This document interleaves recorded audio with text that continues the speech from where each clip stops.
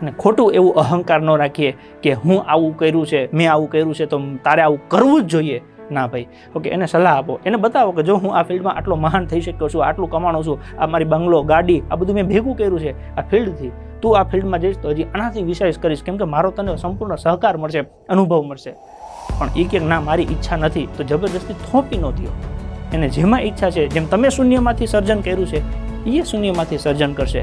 હા, પણ શૂન્યમાંથી સર્જન કરતી વખતે તમારા જે શીખેલા અનુભવો છે ને એને ખૂબ કામ લાગશે. એટલે તમને જેટલો સમય લાગ્યો એટલો સમય એને નહીં લાગે.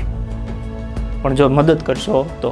બાકી હામામાં ઊંધા બીડાઈ ગયા ને તો તમે એના ટાંટિયા ખેંચવામાં જાઓ ને એ આગળ ગતિ કરવામાં જાહે ના એ આગળ વધી શકે કે નહીં તમે ટાંટિયો ખેંચી શકો કે એઝ ઇટ ઇઝ પરિસ્થિતિમાં રહેશો, બંને દુઃખી થવાનું થશે. એટલે સાથે મળો, એકબીજાને સહકાર આપો અને ખૂબ પ્રગતિ કરો એવી ઈશ્વરને પ્રાર્થના કરી કે આપણને સૌને સારી બુદ્ધિ આપે અને જીવનમાં દરેક ફિલ્ડમાં આપણે જેમાં જઈએ એમાં સોતરા પાડી દઈએ એવું કામ કરી શકીએ, નીતિમત્તા, ઈમાનદારી અને ભાઈચારાની ભાવના સાથે.